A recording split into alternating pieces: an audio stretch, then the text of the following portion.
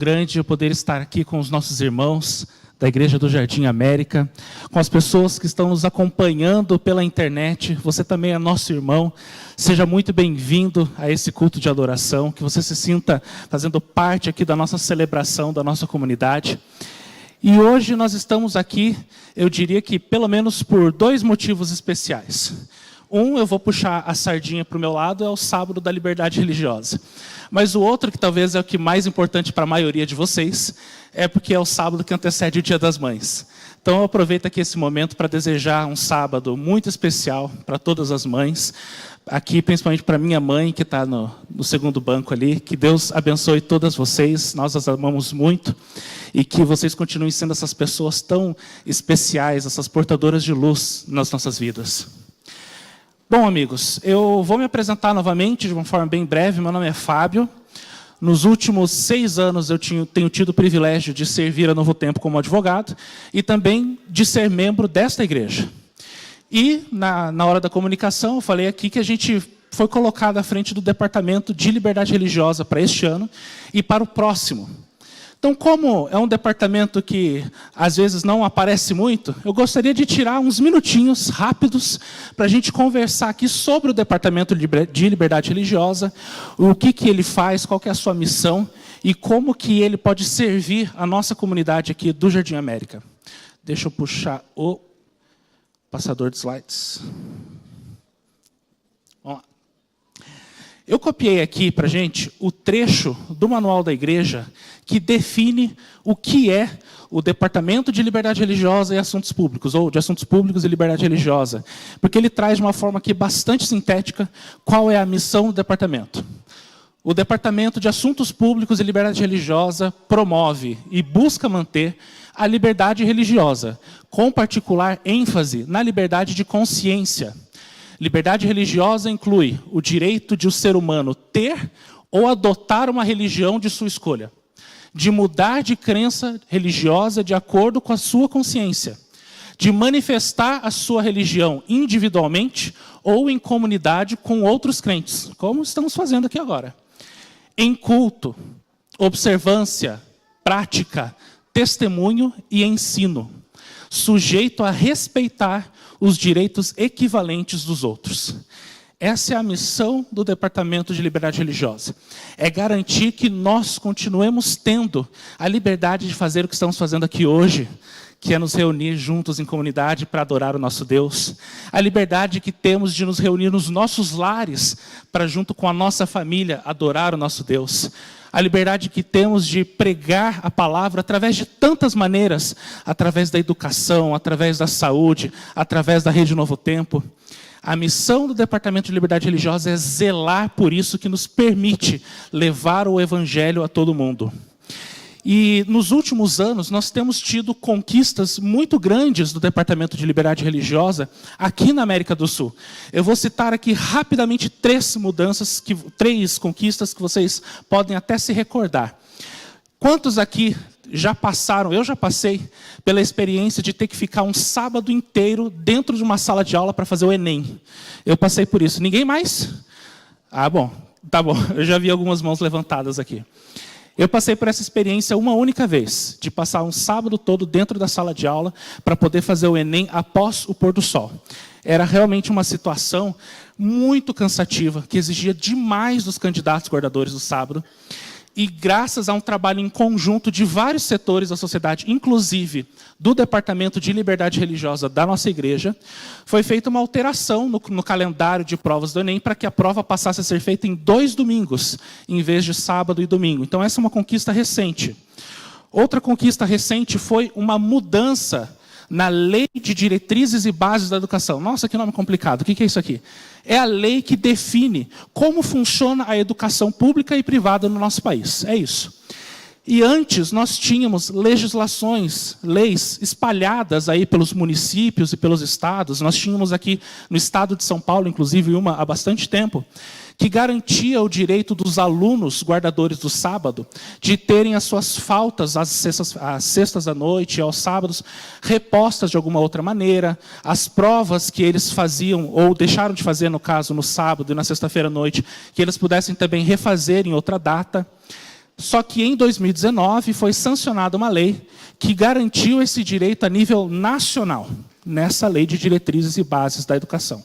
Ela passou ali por um breve período de 2 anos até entrar totalmente em vigor, mas hoje ela está totalmente em vigor, em total vigência, garantindo aos alunos guardadores, não só do sábado, mas de dias religiosos em geral, o direito de ter as suas aulas realizadas em outro dia ou substituídas por algum tipo de trabalho, fazer as suas provas em outros dias, enfim, não ser mais constrangidos pelo fato de terem um dia religioso, um dia especial de guarda.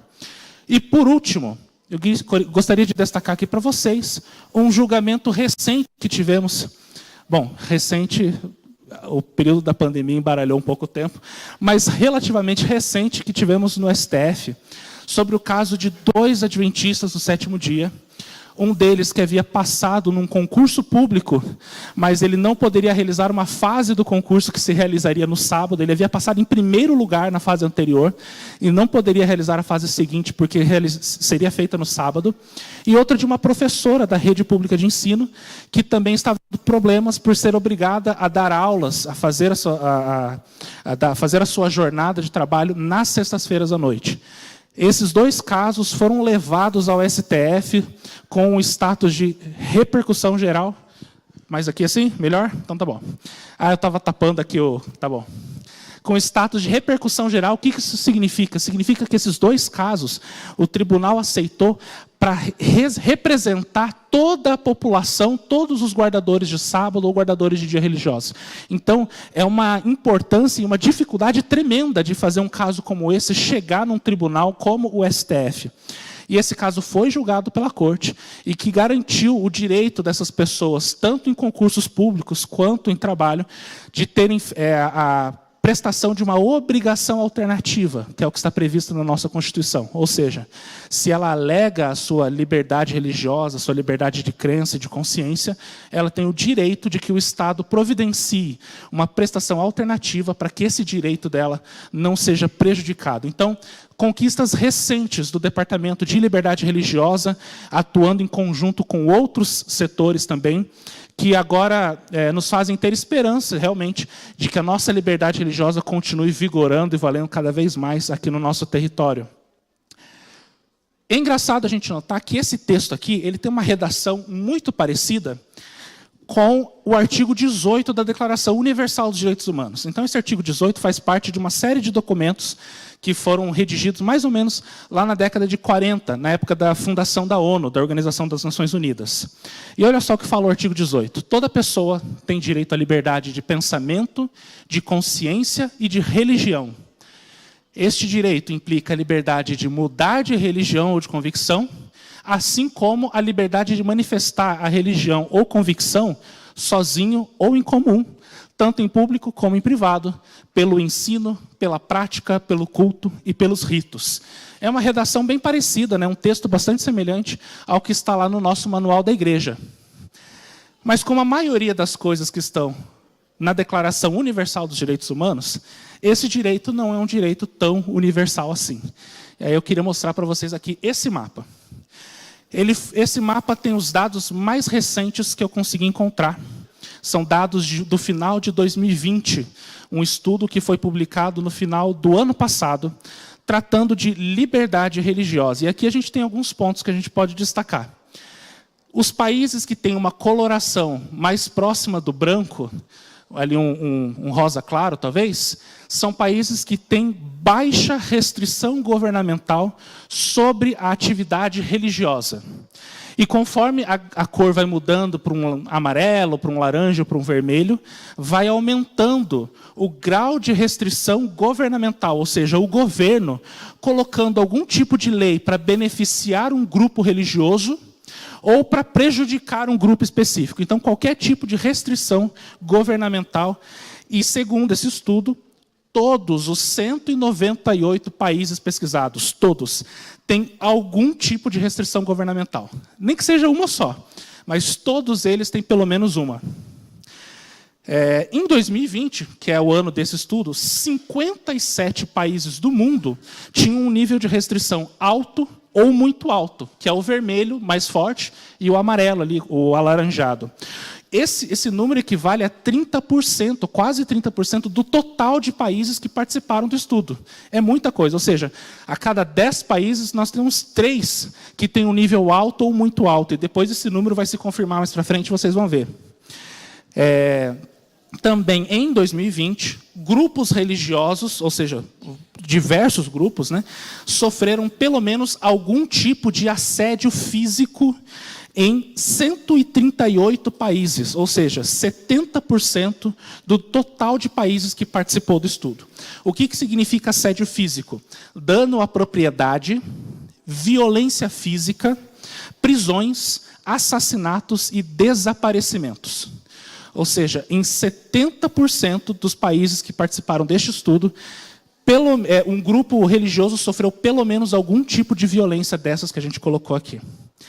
A gente também pode destacar aqui, aí, está funcionando, que o Brasil, embora ele seja um país de relativa liberdade religiosa, afinal, estamos aqui hoje de manhã, né? Ele tem uma coloração um pouco mais forte aqui que a dos vizinhos, ou seja, ele já está classificado como um país de restrição moderada. E isso é uma tendência que tem aumentado. O estudo começou em 2007. E nesse período, o Brasil subiu 2 pontos na escala, de 2007 para cá, de restrição à liberdade religiosa. E num outro mapa que eu acabei não colocando aqui, que é não do nível governamental, mas do nível de problemas na sociedade, perseguição entre a sociedade, entre os indivíduos, o Brasil subiu 4 pontos na escala. Ou seja, há uma tendência um pouco preocupante sobre a questão da liberdade religiosa quando envolve o nosso país. Outro ponto que eu queria destacar aqui para vocês, eu imagino que todos já devem ter ouvido falar, pelo menos de passagem, sobre a tal da janela 1040. Quantos aqui já ouviram falar sobre isso? É um termo bastante comum, né? O que é a janela 1040? Ela especifica uma região do globo, do mundo, onde o trabalho missionário ainda é um grande desafio, onde ainda há muitas pessoas que precisam ser alcançadas. E ela coincide, vejam só, justamente com essa região aqui, ó. Minha coordenação motora não está tão grande, mas é aqui, ó, norte da África, Oriente Médio, Índia, China, Sudeste Asiático de uma maneira geral. Isso aqui é a janela 1040. E vejam só que são justamente os países que têm os maiores níveis de restrição governamental à liberdade religiosa. Vamos seguir. Essa tabela aqui, ela mostra quais são os grupos religiosos que sofrem algum tipo de assédio. Esse assédio pode ser um assédio físico, pode ser um assédio não tão violento, pode ser um assédio do governo ou da própria sociedade, enfim. Não é uma tabela que registra a gravidade do problema, mas só um número bruto mesmo. Quais são os grupos religiosos que sofrem em mais países? Então, não é de se surpreender que os 2 primeiros na lista sejam cristãos e muçulmanos. Por quê? Porque são os maiores grupos religiosos que existem.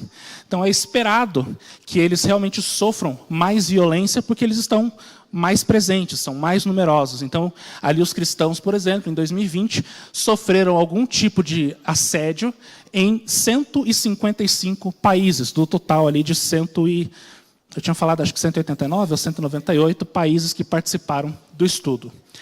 Mas o que chama a atenção aqui nessa tabela é a situação dos judeus. Por quê?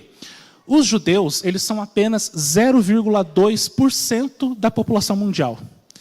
E eles são o 3º grupo religioso que mais sofre assédio. Então, em 2020, eles sofreram algum tipo de assédio ali em 94 países. É algo muito desproporcional. Se a gente já esperaria que os cristãos e muçulmanos sofreriam mais por serem mais numerosos, os judeus eles têm um número bastante reduzido comparado com a população, mas mesmo assim eles são o 3º grupo religioso que mais sofre assédio. Esse aqui é o último gráfico, tá, pessoal? Esse gráfico aqui, ele mostra os 25 países mais populosos do mundo. Por quê? Porque nesses 25 países mais populosos do mundo, tem quase 75% da população mundial. Então, uma forma da gente conseguir enxergar, de uma forma bastante prática, como que a população do mundo está distribuída na questão da liberdade religiosa. Então, vejam aqui. Acho que não dá para ler muito bem, mas essa coluna aqui da esquerda, o eixo Y, que a gente chama, ela trata das hostilidades na sociedade. Ou seja, quanto mais alto, maior é a hostilidade na sociedade, ou seja, problemas internos, disputas internas, guerrilhas, atos terroristas, esse tipo de coisa. E esse eixo Y aqui, o eixo X, o horizontal, quanto mais à direita, maiores são as restrições governamentais. Então, quanto mais no alto e à direita estiver a bolinha de determinado país, menor é a liberdade religiosa do país de uma maneira geral. E o contrário aqui, então, no caso do Japão, olha só, o Japão está bem aqui no cantinho. Segundo esse estudo, então, em 2020, o Japão é o país que teve uma liberdade religiosa mais ampla, mais facilitada. Aí nós temos aqui os Estados Unidos, a Itália, um dado que me surpreendeu, a República Democrática do Congo está aqui também. São países que têm um alto nível de liberdade religiosa, pelo menos no ano de 2020, que foi o que baseou esse estudo. Por outro lado, lá na outra ponta, nós temos a Índia, o Paquistão, o Egito, Bangladesh, a Nigéria, e aqui nesse outro canto, a Rússia, o Irã e a China. Eu quero chamar a atenção de vocês aqui para a China e Índia, porque somados eles têm 30% da população mundial. Assim, grosso modo, né? Então quer dizer que desses dois grandes círculos aqui, a Índia que tem um altíssimo nível de hostilidade social, e a China que tem um altíssimo nível de restrição governamental, nós temos 30% da população mundial. Ou seja, de cada 10 pessoas, 3 estão na China ou na Índia e sofrem com esse tipo de restrição. A Coreia do Norte, que é um outro país que tem muita restrição, acabou não entrando nesse gráfico, porque é um país tão fechado que os pesquisadores não conseguem sequer obter dados. Então, ela ficou de fora do estudo, porque não tem como estudar, como colocar os dados do país. Mas ela, com certeza, estaria aqui num lugar muito próximo da China, ou seja, com um grande nível de restrição de governamental sobre a liberdade religiosa. Eu coloquei essa foto aqui para contar uma experiência pessoal que eu tive, não sei se é a oportunidade ou talvez o desespero de passar, numa viagem que fiz ao Egito em 2017. Nós estávamos com um grupo lá, fazendo uma missão, e a todo tempo, quando chegamos lá, foi nos alertado que o Egito, se vocês lembrarem no slide anterior, o Egito é um dos países que está mais no alto à direita. Então, ele é um país que tem muita restrição à liberdade, tanto por parte do governo, quanto por hostilidades internas da sociedade. Então, o tempo todo nós fomos alertados que nós não devíamos fazer qualquer tipo de proselitismo, ou seja, pregação pública. A gente entregar literatura, pregar em público, o trabalho da igreja lá é feito de uma forma diferente. Então, a gente foi lá conhecer o colégio recebe pessoas tanto da maioria cristã copta, que é a maioria cristã que tem lá no Egito, que é menos de 10% da população, recebe alguns poucos muçulmanos também, enfim. A gente foi lá para justamente aprender e tomar contato com uma realidade diferente da nossa, onde a gente não tem a tranquilidade e a oportunidade que temos aqui de fazer o que estamos fazendo hoje. Nesse dia aqui, especificamente, num dia que a gente tirou para conhecer as pirâmides, um dos integrantes do nosso grupo decidiu entregar literatura, entregar folheto para as pessoas que estavam ali em volta. E ele teve o azar de entregar para um agente do governo paisana. A repressão foi imediata. Eles imediatamente o seguraram, queriam saber qual que era o grupo dele, com quem que ele estava. Quando souberam que era um ônibus, o nosso ônibus que estava lá, queriam abrir o ônibus e pegar a bagagem de todo mundo para ver o que tinha dentro. Foi um Deus nos acuda, um desespero. Eu não tenho dúvida que o livramento veio através da iluminação do Espírito Santo para o nosso guia, que conseguiu ali convencer os agentes do governo que nós não éramos um risco para a sociedade, e eles, depois de dar uma bronca bem grande na gente, eles deixaram a gente prosseguir. Mas essa é uma experiência pessoal. Eu tive de novo, não sei se oportunidade ou desespero de constatar em primeira mão, como funciona a restrição de liberdade religiosa num país como o Egito, que tem um altíssimo nível de liberdade religiosa.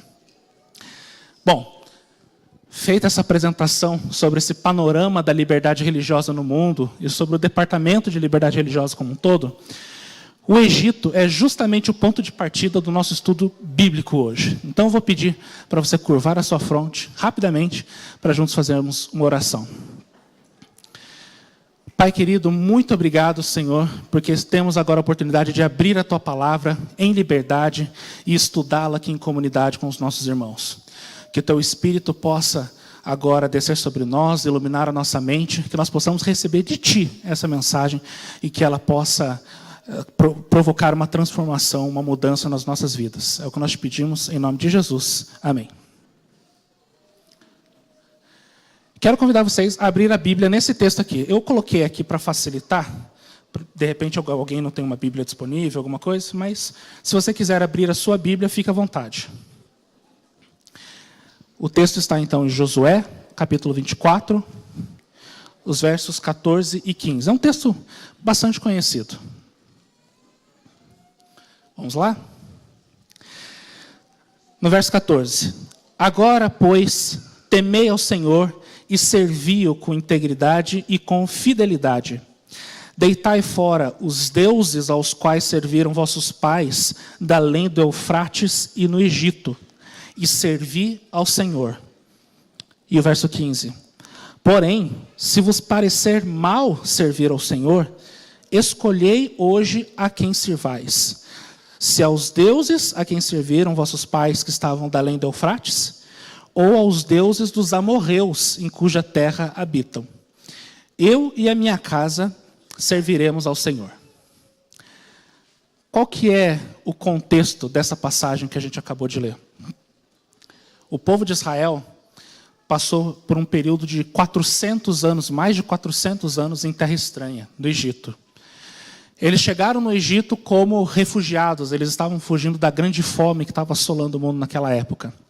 Foram lá recebidos, então, por José, que era governador à época, que lhes deu uma porção de terra no Egito para que nela habitassem. Só que passaram-se gerações, mudou o regime, mudou o governo, chegou um faraó que não conhecia José, e os hebreus que estavam no Egito passaram a ser oprimidos, eles passaram a enfrentar séculos de opressão e de escravidão. Deus levantou um líder, levantou Moisés, e o capacitou para que ele libertasse o seu povo, fazendo grandes sinais, maravilhas, pragas, abertura do Mar Vermelho. Todos nós conhecemos essa história. Ao longo da peregrinação, o povo viu ainda outros milagres e outras maravilhas, viram em primeira mão a atuação poderosa de Deus para libertá-los, mas mesmo assim, por causa da incredulidade deles, tiveram que vagar no deserto por cerca de 40 anos. Mas, finalmente, Deus cumpriu a promessa que havia feito a Abraão, lá atrás. E os israelitas entraram em Canaã. Já sob a liderança de Josué, que está falando aqui com eles, eles conquistaram as cidades, eles expulsaram os povos que estavam lá, tomaram posse da terra que Deus havia prometido. E depois de todo esse período de luta, de guerra e de conquista, o povo se reuniu para dividir a terra que eles haviam acabado de entrar e de conquistar. Fizeram lá a separação, qual tribo que ia para cada lado. E no final, Josué começou a dar as suas últimas instruções, o seu último sermão para o povo. E Josué colocou diante deles uma escolha. Ele falou o seguinte: Deus tirou vocês do Egito. Deus libertou vocês, libertou o povo. Agora vocês podem escolher fazer como faziam os seus pais e adorar os deuses pagãos, ou vocês podem adorar a Deus e servi-lo. E eu e a minha família vamos servir a Deus. Josué colocou diante deles uma escolha depois do momento de livramento que eles tinham tido e de finalmente terem alcançado a liberdade na terra prometida. Vamos ficar com isso em mente e a gente vai fazer agora um salto no tempo na história bíblica. Vamos para 1 Reis.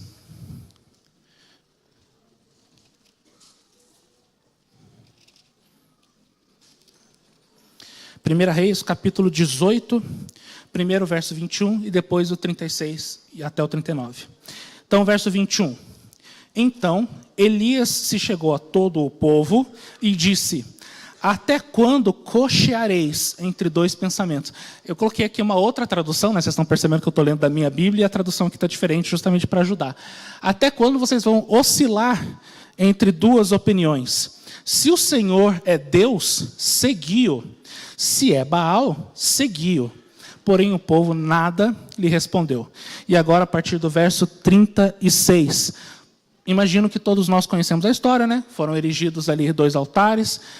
Elias desafiou os profetas de Baal a fazer com que o fogo surgisse no altar deles sem que eles acionassem o fogo de alguma maneira. Eles obviamente não conseguiram. E agora havia chegado a vez de Elias. Ele restaurou o altar do Senhor, pediu para derramarem vários cântaros de água ali para molhar as pedras, para fazer impossível que aquilo pegasse fogo aos olhos humanos. E daí lá no verso 36. No devido tempo, para se apresentar a oferta de manjares, aproximou-se o profeta Elias e disse: ó Senhor, Deus de Abraão, de Isaque e de Israel, fique hoje sabido que tu és Deus em Israel, e que eu sou teu servo, e que segundo a tua palavra fiz todas estas coisas. Responde-me, Senhor, responde-me para que este povo saiba que tu, Senhor, és Deus, e que a ti fizeste retroceder o coração deles. Então caiu o fogo do Senhor, e consumiu o holocausto, e a lenha e as pedras. Todos nós conhecemos essa história. O povo de Israel, depois daquele sermão que havia recebido de Josué, havia passado por vários ciclos de opressão e livramento. Opressão e livramento. Na época dos juízes, eles se afastavam de Deus, eram conquistados por povos vizinhos e inimigos, se arrependiam e Deus levantava alguém para os livrar. E daí o ciclo ia se repetindo, até o momento em que eles decidiram escolher um rei. E com a escolha de Saul e depois a chegada de Davi e Salomão, o povo de Israel viveu o auge da sua história, o auge do cumprimento da promessa de Deus que havia feito a Abraão, a maior extensão territorial, a maior riqueza, tudo isso. Mas o reino passou por uma divisão. 10 tribos no norte, 2 tribos no sul. Estou recapitulando de uma forma rápida, algo que eu imagino que todos nós sabemos. E dependendo do rei que estava no poder, o povo permanecia fiel ou se afastava. E Deus começou a levantar profetas nos 2 reinos para pregar novamente a sua palavra e clamar o povo ao arrependimento. Aqui, o povo não estava em um tipo de cativeiro ou de escravidão física. Eles estavam na sua própria terra, eles tinham a sua liberdade, mas eles estavam de novo num cativeiro espiritual, numa escravidão espiritual. Estavam sofrendo as consequências dos seus próprios atos, inclusive com a falta de água, com a seca, que Deus havia profetizado Elias havia profetizado, recebendo a mensagem inspirada. E aqui, pouco antes da liberdade, pouco antes do livramento, Elias fez o mesmo que Josué havia feito lá atrás. E colocou o povo diante de uma escolha, de um dilema, de uma decisão. Até quando vocês vão ficar pulando de um lado para o outro, com um pé aqui e um pé ali? Vocês vão ficar oscilando entre 2 pensamentos. Se Deus é o Senhor, ou melhor, se o Senhor é Deus, adorai a Ele. Se Baal é Deus, adorai a Ele. Novamente, essa é a ideia que eu estou tentando colocar aqui na cabeça de todos nós. Novamente, com o momento do livramento, com a liberdade, veio o momento da escolha, veio o momento da decisão, o momento em que o povo tinha que adotar um lado. E não havia uma terceira opção. Não havia opção de não escolher, não havia opção de se abster. Era um lado ou o outro. E eu quero trazer aqui mais um texto para a gente terminar de passar por esse pensamento, ali em Zacarias, no capítulo 1.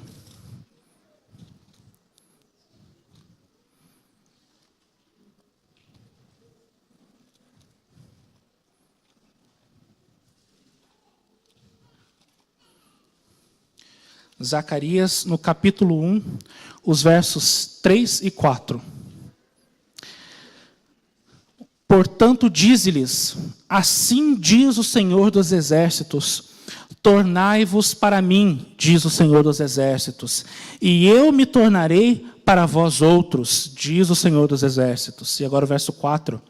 Não sejais como os vossos pais, a quem clamavam os primeiros profetas, dizendo: assim diz o Senhor dos Exércitos, convertei-vos agora dos vossos maus caminhos e das vossas más obras. Mas não ouviram e nem me atenderam, diz o Senhor. Aqui nesse texto a gente deu um outro salto de centenas de anos, de séculos. O povo de Israel havia novamente passado por ciclo de opressão e de livramento. O povo de Israel ao norte, as 10 tribos ao norte, depois de uma sucessão de reis ruins, foram conquistados pela Síria e foram exilados, expulsos da sua própria terra. Judá, as 2 tribos do sul, Judá e Benjamim, também, depois de alguns reis ruins, acabaram selando o seu destino e foram conquistados pelos babilônicos. E eles ficaram exilados, eles ficaram fora da terra que Abraão havia recebido como promessa de Deus durante vários anos, durante algumas décadas. Ficaram fora da posse da promessa que Deus lhes havia dado.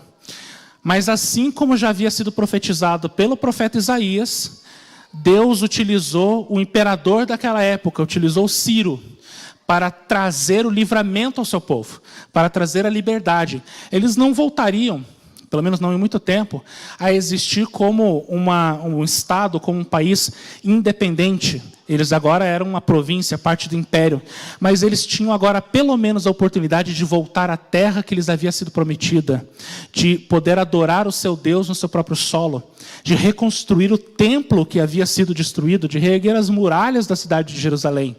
Deus estava de novo livrando o povo de Israel. Dá para perceber que é um padrão na história do povo de Israel, Deus estava de novo trazendo o livramento, e de novo, no momento desse livramento, no momento da liberdade, ele levantou um profeta, no caso aqui Zacarias, para colocar de novo o povo diante de uma escolha. Zacarias falou: vocês agora têm 2 opções. É um texto, na verdade, bastante parecido com os outros que a gente acabou de ler. Vocês podem fazer o que os pais de vocês fizeram, e era uma memória bastante recente da conquista, do exílio, da opressão em terra estrangeira. Vocês podem escolher de novo o que os pais de vocês escolheram. Ou vocês podem seguir o que Deus fala através dos seus profetas. Vocês podem aceitar os mandamentos que Deus coloca através dos seus profetas. O resumo dessas 3 passagens que a gente acabou de ler, e é a ideia que eu gostaria de centralizar hoje, é que quando Deus nos traz livramento, quando Deus nos traz a liberdade, Ele inclusive nos traz a liberdade da escolha, a liberdade da decisão. E isso é uma coisa boa. Mas isso também significa que nós temos que fazer uma escolha, que nós temos que fazer uma decisão. Quando nós recebemos a liberdade e o livramento, a consequência disso é que nós somos colocados diante de um dilema, de uma decisão, de uma escolha, e não tem escapatória. Não tem para onde correr. É uma consequência direta. A consequência da liberdade e a consequência do livramento é ter que fazer uma escolha, é ter que fazer uma decisão. A gente passou aqui por 3 versos, 3 passagens da Bíblia que mostraram essa escolha, esse dilema sendo colocado diante do povo de Israel em distintos momentos da sua história. É óbvio, imagino que todos nós sabemos o final da história do povo de Israel, mas eu gostaria de ler com vocês um texto que fala, no final das contas, qual foi a escolha que eles fizeram. Eu considero esse um dos trechos mais tristes da Bíblia, lá em João, no capítulo 1. Quem quiser acompanhar aí na Bíblia, João, no capítulo 1, os versos 10 e 11. O capítulo 1 de João é ele apresentando a Jesus, apresentando o verbo que se fez carne, o verbo que havia habitado e andado entre eles. E ele falando ali no verso 10, que o verbo estava no mundo, o mundo foi feito por intermédio dele, mas o mundo não o conheceu. E agora o verso 11. Veio para o que era seu, e os seus não o receberam. Esse verso 11 para mim é de cortar o coração. Porque toda a história de Israel todo o propósito pelo qual aquele povo foi separado, foi constituído para ser uma luz para os demais povos, era para esse momento aqui. E eles perderam o bonde da história. O cavalo passou selado e eles não viram. Todos aqueles séculos, milênios de história, desde Abraão, apontavam para a vinda de Jesus, apontavam para a vinda do Messias. E eles não o receberam. Mesmo com todas as advertências, mesmo com todas as pessoas que Deus levantou para livrá-los e instruí-los, a cegueira deles foi tamanha que eles não perceberam que havia chegado o Messias que eles tanto aguardavam. Só que agora chegou a nossa vez.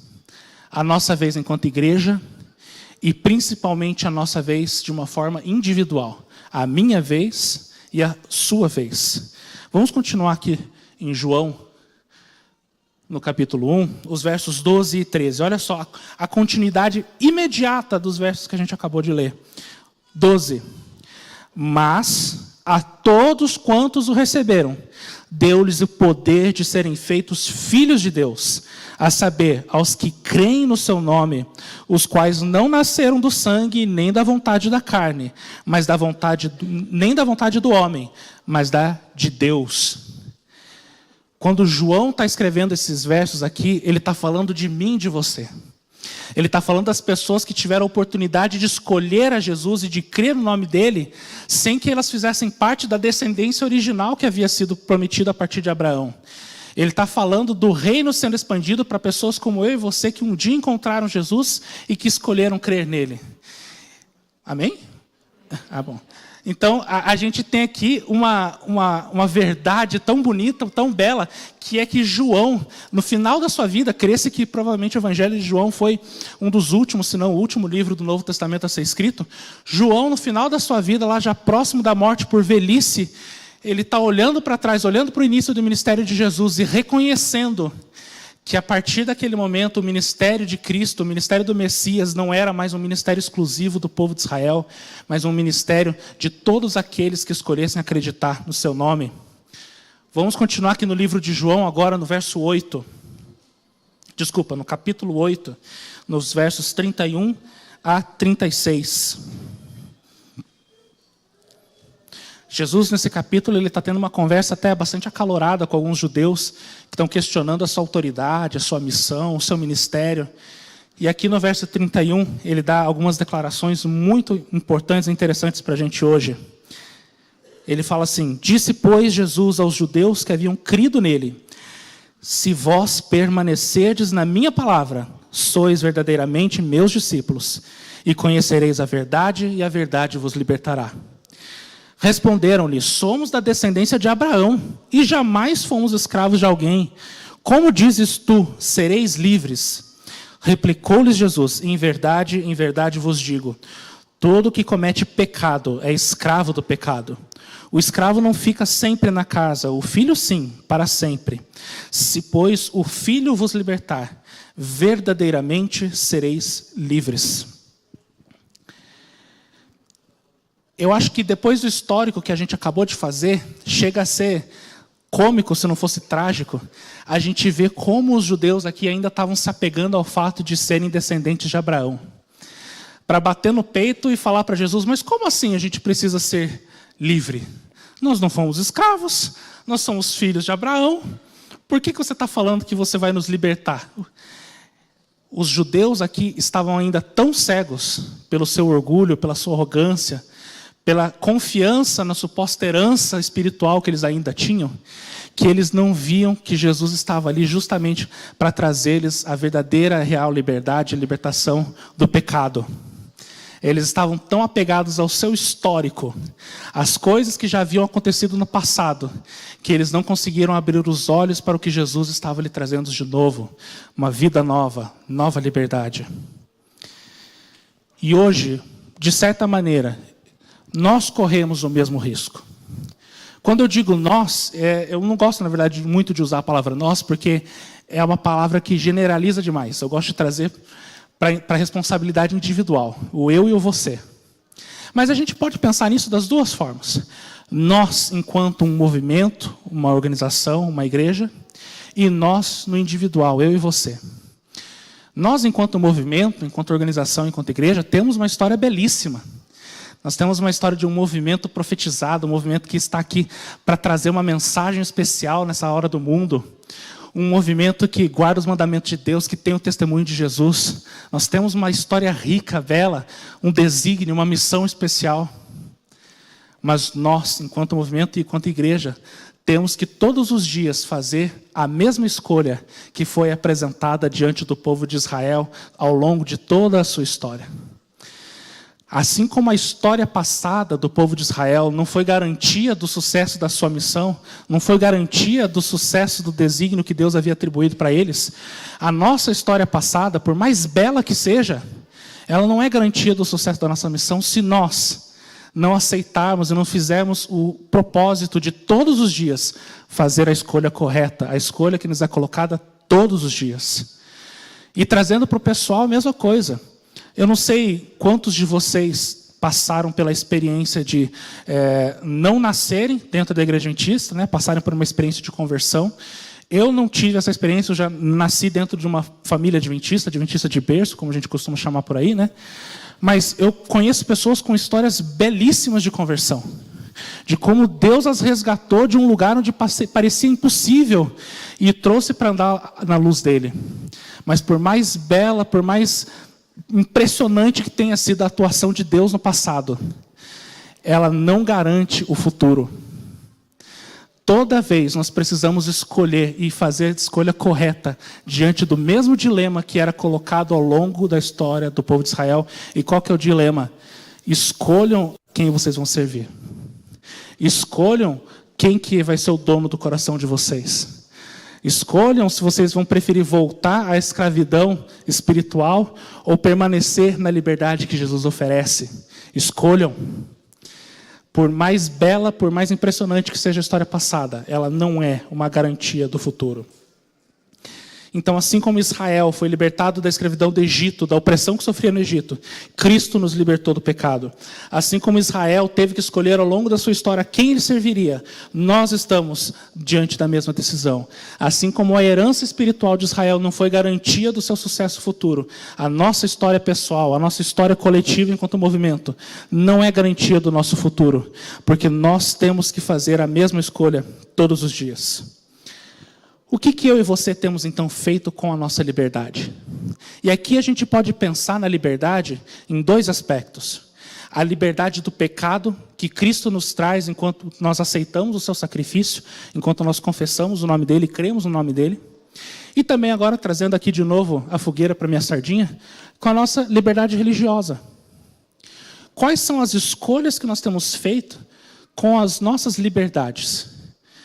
Tratando especificamente da nossa liberdade religiosa, a gente viu que, embora ali naquele mapa que eu mostrei, o Brasil tivesse uma situação classificada como moderada, nós temos um relativo grau de liberdade religiosa. Olha só a liberdade que nós temos de reunião, liberdade que nós temos de pregar, de falar, através do ensino, através da saúde, através da Novo Tempo, através de tantos ministérios, nós temos a oportunidade de falar o que nós temos feito com ela. Outro dia eu conversava com alguém no Novo Tempo, eu confesso que eu não vou me lembrar quem agora, e a gente comentava como era fácil a gente estar inserido dentro de uma bolha. Porque eu moro num condomínio onde o meu vizinho de frente é adventista, o meu vizinho de baixo é adventista, provavelmente os meus vizinhos de cima também são. Eu vou para Novo Tempo de manhã, volto da Novo Tempo à noite, eu estou na igreja nos finais de semana. É muito fácil a gente ficar inserido dentro da nossa bolha adventista e perder oportunidades de exercitar essa liberdade religiosa que nós temos hoje em prol das pessoas que ainda não conhecem Jesus. De ser a bênção da vida das pessoas que ainda não conhecem Jesus. De fazer o que não se pode fazer, por exemplo, lá no Egito, naquela história que eu contei para vocês no início. Poder pregar de uma maneira livre, de uma maneira ampla, de uma maneira aberta. Às vezes a gente não se dá conta de como isso é uma bênção, porque ela está presente no nosso dia a dia, e talvez a gente só venha a imaginar a importância dela se um dia ela nos for retirada. Mas enquanto isso não acontece, vamos aproveitar essa liberdade para levar Jesus para as outras pessoas. E com relação à liberdade do pecado, a liberdade que Jesus nos traz, O que nós temos feito com essa liberdade que Jesus nos traz da libertação do pecado? Quando Cristo nos liberta do pecado, Ele nos oferece a sua graça, e daí nós temos que escolher a quem servir. A quem nós estamos escolhendo servir? A Cristo ou a nós mesmos? Nós estamos escolhendo servir a Jesus ou as nossas vontades, os nossos impulsos, os nossos desejos, o nosso egoísmo, o nosso orgulho? Eu quero trazer um último texto para a gente refletir nessa manhã. Gálatas, no capítulo 5.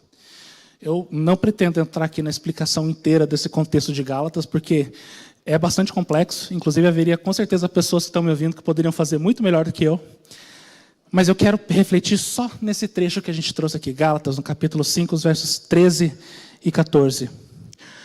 Porque vós, irmãos, fostes chamados para a liberdade, porém não useis da liberdade para dar ocasião à carne. Sede antes servos uns dos outros pelo amor. Porque toda a lei se cumpre em um só preceito, a saber, amarás o teu próximo como a ti mesmo. Veja que Paulo, nesse último texto que a gente está vendo aqui hoje, também coloca a gente diante de uma escolha, de uma decisão, de um dilema. O que fazer com a nossa liberdade? E aqui Paulo coloca duas opções, que são as mesmas que a gente viu desde o primeiro texto lá de Josué. Servir a carne, servir a nós mesmos, servir ao nosso egoísmo, ou servir a Deus, ou andar no Espírito. A escolha nunca mudou, ela sempre foi a mesma. Só que agora ela está sendo colocada diante da gente. Todos os dias, quando nós acordamos, essa escolha é colocada diante da gente. O que a gente faz com a liberdade que nós ganhamos em Cristo? O que a gente faz com a libertação do pecado que recebemos quando cremos no nome dele? O que a gente faz com a liberdade religiosa que temos de adorar o nome dele em público, no privado também, adorar de uma maneira aberta? A bênção da liberdade nós já temos. E graças a Deus hoje nós temos nos dois aspectos aqui no Brasil. A bênção da liberdade do pecado que Cristo nos traz quando o aceitamos, e a bênção da liberdade religiosa, que nós estamos inclusive usufruindo dela agora. A pergunta agora que eu gostaria de deixar com cada um de nós é: o que nós vamos fazer com essa liberdade? Qual é a decisão, qual é a escolha que vamos fazer de posse dessa liberdade?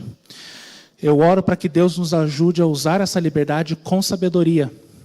Que Ele nos ajude a escolher usar essa liberdade, não para servir as obras da carne, ao nosso egoísmo, a nós mesmos, mas que a gente use essa liberdade para desenvolver o fruto do Espírito, que é algo que o Paulo aborda logo na sequência desse texto que a gente acabou de ler. E entre as qualidades lá do fruto do Espírito, ele fala para a gente desenvolver o amor, a alegria, a paz, a bondade, a mansidão. Que a gente consiga cultivar esse fruto do Espírito. E que a nossa liberdade seja usada para levar outras pessoas ao autor da liberdade, ao grande libertador.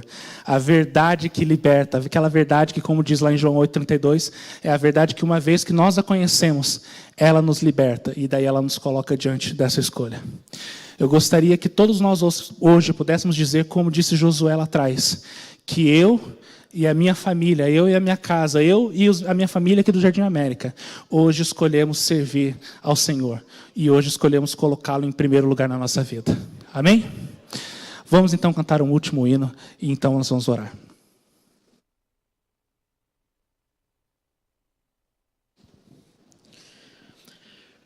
Convido a igreja que se coloque em pé, e vamos cantar a canção número 314, Se Ele Não For o Primeiro.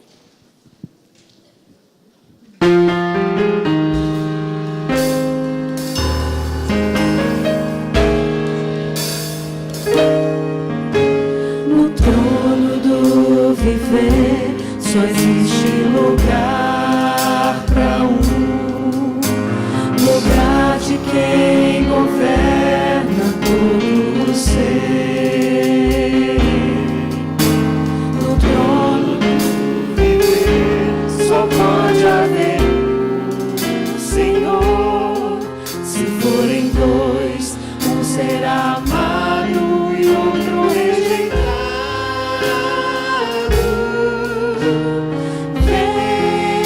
Decide agora.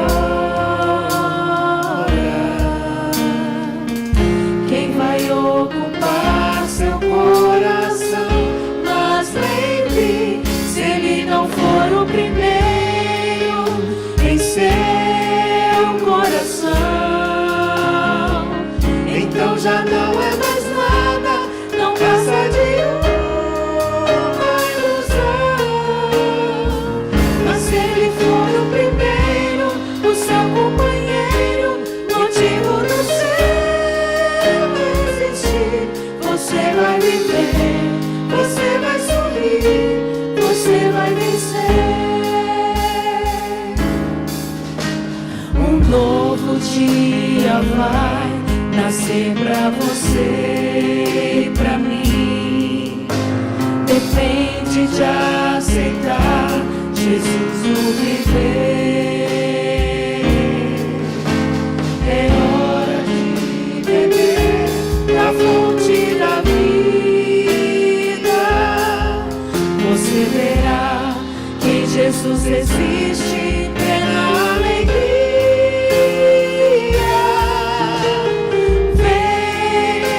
Decide agora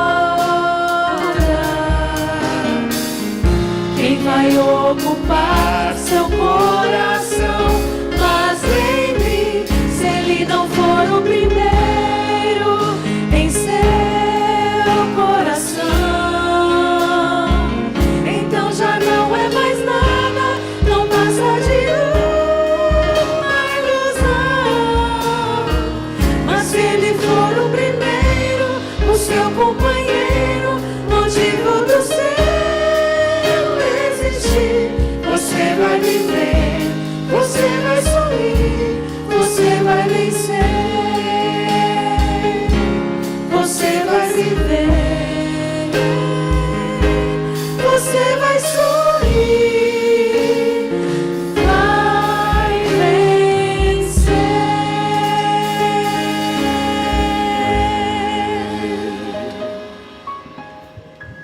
Vamos orar? Pai amado, nós te agradecemos, Senhor, pela bênção da liberdade. Te agradecemos porque o Senhor nos oferece a liberdade do pecado, de graça. Basta nós aceitarmos o teu sacrifício feito por nós. Te agradecemos também porque nessa comunidade nós temos a liberdade para te adorar no público, no privado, de tantas formas, de tantas maneiras para alcançar as pessoas com o teu amor. Muito obrigado por essa bênção. Mas agora, Senhor, nós queremos te pedir de uma maneira muito especial que o teu Espírito nos ajude a fazer as escolhas corretas. Todos os dias nós queremos escolher servir a Ti. Nós não queremos servir a nós mesmos, servir aos nossos impulsos, aos nossos desejos, à carne. Mas nós queremos, Senhor, servir a Ti de uma maneira profunda, integral, poderosa, para que esse mundo seja inundado da Tua luz e do Teu amor, e que o Senhor possa encontrar um povo pronto, preparado, te esperando quando retornar nas nuvens do céu. Esteja conosco, Senhor, ao longo deste sábado. Continua conosco. Manda os teus anjos acamparem ao nosso redor, nos livrarem de todo o mal, de todo o perigo. É o que nós te pedimos, Senhor, e agradecemos em nome de Jesus. Amém.